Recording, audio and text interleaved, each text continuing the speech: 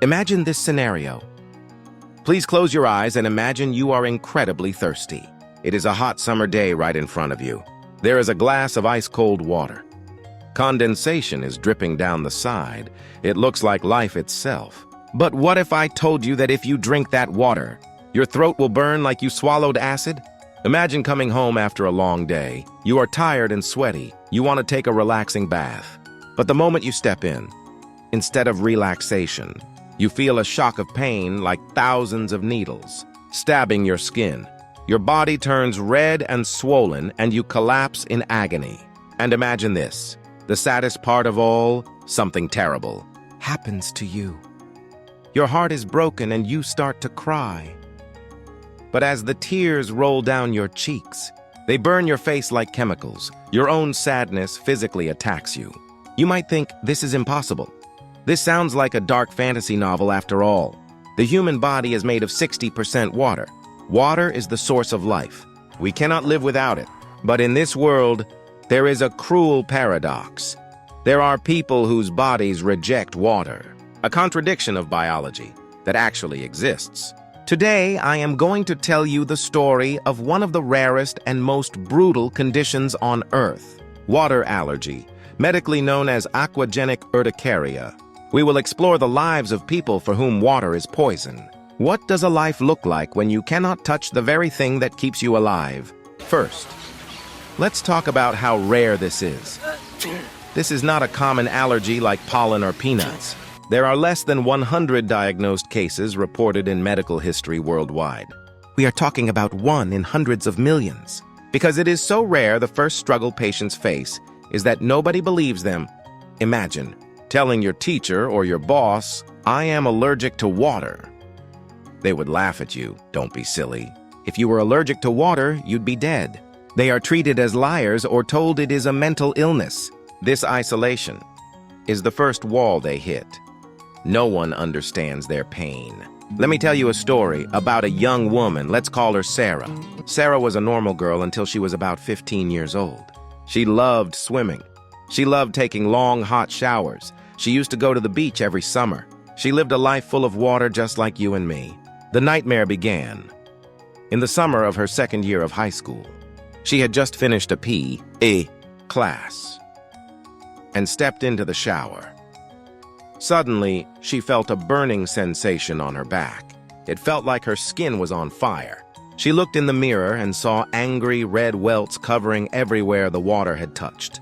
At first, she thought it was the shampoo or the water was too hot. She ignored it. But the next day, every time water touched her skin, her body screamed in pain. It didn't matter what kind of water it was. Tap water, ocean water, distilled water, or even her own sweat. Every form of moisture had turned into a deadly weapon against her skin. She went to doctor after doctor, but they were all confused. Dermatologists told her it's just dry skin. But even moisturizing creams made her skin burn and blister. Finally, she found a specialist who gave her the diagnosis aquagenic urticaria. When she heard the name, she felt relief that she wasn't crazy. But then came the despair. The doctor told her, "There is no cure. You have to live with this forever." From that day on, Sarah's war against water began. First, she had to give up bathing. Can you imagine? Living your life without being able to shower, especially in the summer? She can only bathe once every few days. And she has a strict time limit, 1 minute. She takes off her clothes, takes a deep breath, and prepares herself mentally like a soldier running into fire. She turns on the water, and the pain hits her instantly. It feels like sandpaper rubbing raw nerves. But she has to wash for hygiene. She cries and screams in the shower, desperately washing as fast as she can and immediately towels off. Bath time is not relaxing. It is a torture session. After she gets out, she has to lie on her bed, shivering in pain, waiting for hours until the hives fade away. Next, she cannot sweat. Humans sweat to regulate body temperature, but for Sarah, her own sweat is a toxin produced by her body.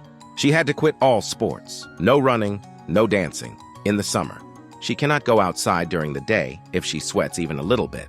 Her skin breaks out in hives under her clothes. Her throat could swell up, leading to anaphylactic shock.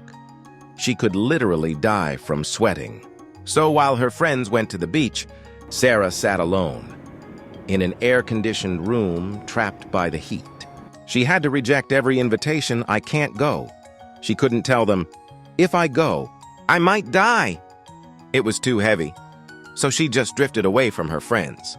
And the cruelest reality of all is that she cannot cry. One day, Sarah went through a painful breakup. It wasn't because of her illness, just a normal teenage heartbreak. But it hurt. She loved him. And the sadness overflowed. She started to cry. The moment the tears rolled down her cheeks, a sharp, burning pain shot through her face. It felt like someone had thrown acid in her eyes. The path where the tears flowed turned bright, red and swollen, her eyes puffed up shut. Her heart was broken, but her face hurt even more. She wanted to cry. She needed to cry to let the emotions out, but God wouldn't even allow her that comfort. She frantically wiped the tears away, screaming inside her head, "Why me? Why can't I even cry when I'm sad?" Her boyfriend looked at her and saw a face distorted by pain and redness.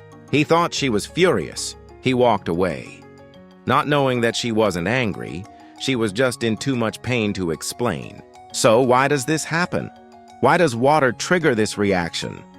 Medically, it is still a mystery, but there is a leading theory. Scientists believe that a substance on the surface of the skin dissolves in water, creating a toxic byproduct, and the skin reacts to this toxin, triggering a massive allergic reaction.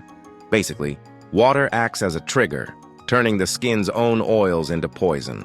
Inside the body, her blood and cells are full of water, and that is fine. But the surface contact is what causes the reaction. What about drinking water? This is the scariest part. For many. For Sarah, water can cause a reaction in her mouth and throat.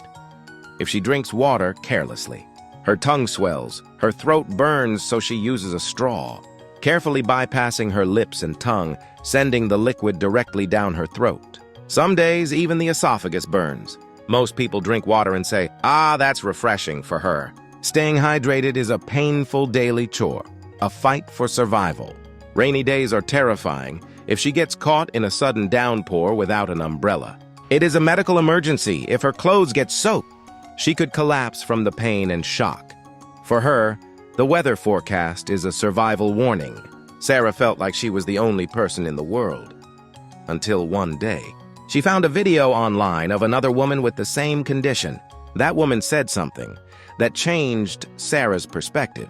She said, "I am like an inverted mermaid. A mermaid cannot walk on land and I cannot live in water. But I am alive. I can drink milk because the fat coats the throat. If I am careful, I can survive." Those words saved Sarah.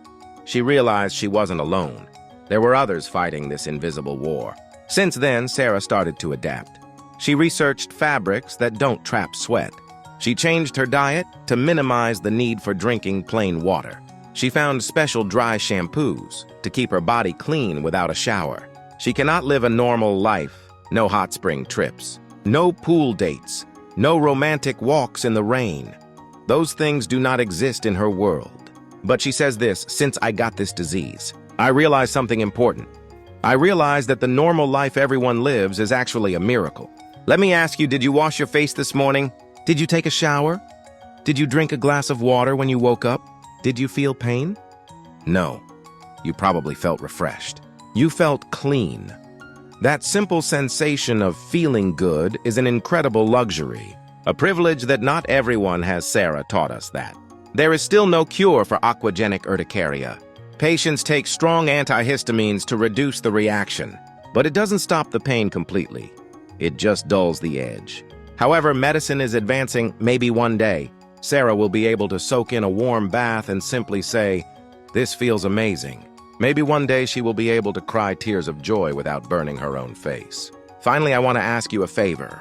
If you ever meet someone who says they don't like water or who avoids the rain desperately, please do not laugh at them.